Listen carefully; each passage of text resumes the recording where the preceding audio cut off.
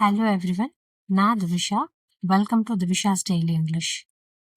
இப்போ போன செஷன் நம்ம என்ன பார்த்தோம்னா, பார்ட்ஸ் ஆஃப் ஸ்பீச், அதாவது ஒரு வாக்கியத்துக்கு என்ன வேணும் அண்ட் நவுன் கொஞ்சம் ப்ரீஃபாக பார்த்தோங்க. இன்னைக்கு நம்ம நவுனோட கண்டினியூவேஷனும் ப்ரொனவுனும் பார்க்கலாம். வாங்க வீடியோக்குள்ள போகலாம். இப்போ பாருங்க, baby is eating the food, அதாவது சப்ஜெக்ட் வேலை செய்யும்னு பார்த்தோம். அதுக்கு உதாரணம் நான் நெக்ஸ்ட் வீடியோல சொல்றேன்னு சொன்னேன் இல்லைங்களா, அதுதாங்க இது. இப்போ baby is eating the food அப்படின்னா, இப்போ பேபி உணவு சாப்பிட்டு கொண்டிருக்கிறது, அதாவது குழந்தை உணவு சாப்பிட்டு கொண்டிருக்கிறதுன்னு அர்த்தங்க. இப்போ பேபிங்கிறது இந்த இடத்துல நவுனு, ஃபுட்டுங்கிறது இந்த இடத்துல நவுனு. இப்ப பாருங்க, பேபி சப்ஜெக்ட்ல வந்திருக்கு, வாக்கியத்துல ஃபர்ஸ்ட்ல வந்திருக்கு. ஃபுட் பாருங்க லாஸ்ட்ல வந்திருக்கு, அதாவது ஆப்ஜெக்ட்ல வந்திருக்கு. அப்போ இங்க பேபி என்ன பண்ணுதுன்னா சாப்பிட்டு இருக்கு. அப்போ ஒரு சப்ஜெக்ட் வேலை செய்யுது அப்படிங்கிறதுக்கான உதாரணம் தாங்க இது. அடுத்தது பாருங்க, அகல்யா இஸ் வாட்சிங் த டெலிவிஷன். அகல்யா தொலைக்காட்சி பார்த்து கொண்டு இருக்கிறார். இப்ப அகல்யா இஸ் வாட்சிங், அதாவது தொலைக்காட்சி பார்த்து கொண்டு இருக்கிறாங்க, அது அவங்க ஒரு வேலை செய்யறாங்க. அப்படிங்கும்போது சப்ஜெக்ட் இந்த இடத்துல ஒரு வேலை செய்யுது பாருங்க. ஆனா டெலிவிஷன் பாருங்க ஏதாவது வேலை செய்யுதா, அதாவது தொலைக்காட்சி ஏதாவது வேலை செய்யுதான்னா கிடையாது. அகல்யாவும் நவுனும், டெலிவிஷனும் நவுனும். அகல்யா சப்ஜெக்ட்ல வந்திருக்கு, டெலிவிஷன் ஆப்ஜெக்ட்ல வந்திருக்குங்க. இது நவுனோட பேசிக். இப்ப பாருங்க, ப்ரொனவுன். இப்போ ஒரு விஷயம் பேசுறோம், இல்ல ஒரு பேராகிராஃபோ இல்ல ஒரு கட்டுரையோ எழுதுறோம் அப்படின்னா, இப்போ ஒருத்தரை பத்தி பேசுறோம்னு வச்சுக்கோங்களேன். உதாரணத்துக்கு ரெஜினான்னு எடுத்துக்கலாம். Regina is a teacher, Regina is writing, Regina is speaking அப்படின்னு ஒரு பேராகிராஃப் எழுதும்போது இத்தனை ரெஜினா போட்டா அந்த வாக்கியம் நல்லா இருக்காது இல்லைங்களா? அதுக்கு பதில Regina is writing, she is a teacher, she is going to school அப்படின்னு அந்த ரெஜினாக்கு பதில ஷீ போட்டோம்னு வச்சுக்கோங்களேன், அதுதான் ப்ரொனவுன். அதாவது he, she, it, I, we, you, they, இதெல்லாம் ப்ரொனவுன்ங்க. நவுனுக்கு பதில போடுற அல்டர்னேட் வார்த்தை தாங்க ப்ரொனவுன். அதுதான் நான் ஃபர்ஸ்ட் பாயிண்ட்ல கொடுத்துருக்கேன், அல்டர்னேட்டிவ் ஃபார் நவுன். இப்போ இது ஒரு வாக்கியத்துல ஃபர்ஸ்ட்லயும் வரும், லாஸ்ட்லயும் வரும், அதாவது சப்ஜெக்ட்லயும் வரும், ஆப்ஜெக்ட்லயும் வரும்.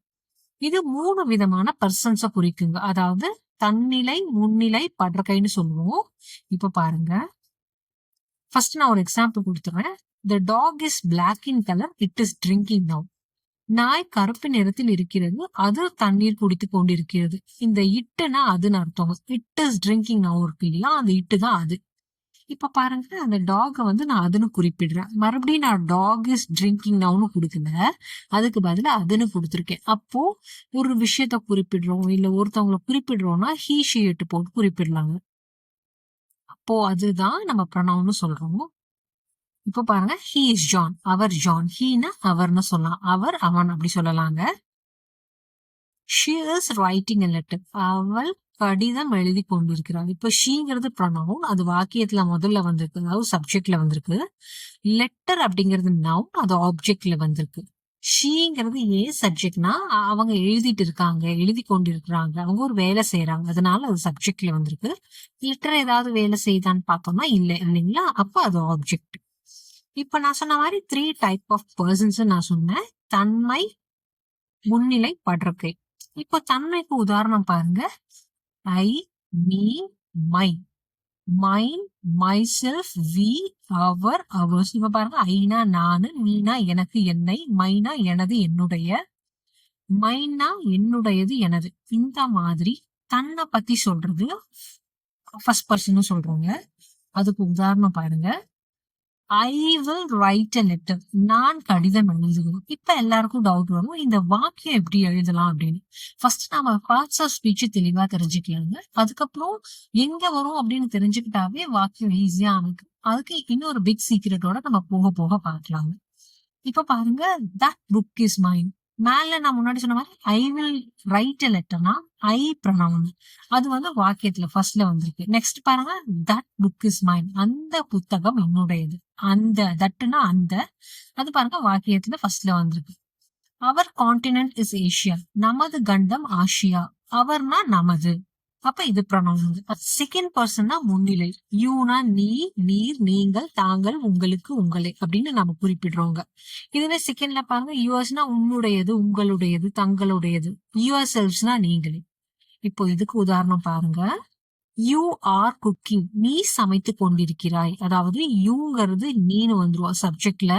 இப்போ வந்து சப்ஜெக்ட்னா நான் முன்னாடி சொன்ன மாதிரி வேலை செய்யணுங்க. இப்ப யூ ஆர் குக்கிங்னா பாருங்க, நீ சமைத்து கொண்டிருக்கிறாய். அப்போ நீங்க ஒரு வேலை செய்றீங்க, அதை பத்தி நான் குறிப்பிடுறேன். அதனால யூ சப்ஜெக்ட்ல வந்திருக்கு, யூங்கிறது ப்ரொனவுன்ங்க.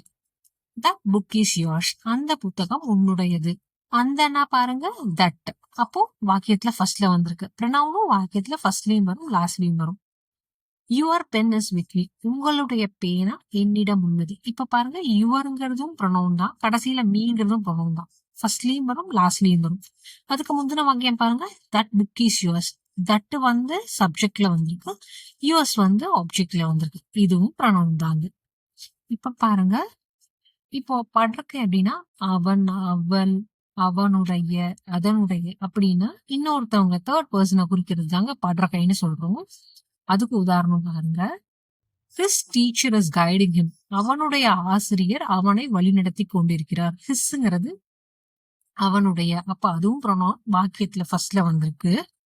ஹிம் பாருங்க கடைசியில அவனை வழிநடத்தி கொண்டிருக்கிறார். இந்த வாக்கியம் எப்படி அமைக்கிறதுன்றது ஒரு சின்ன ஹிண்ட் மட்டும் கொடுத்துருப்பாங்க.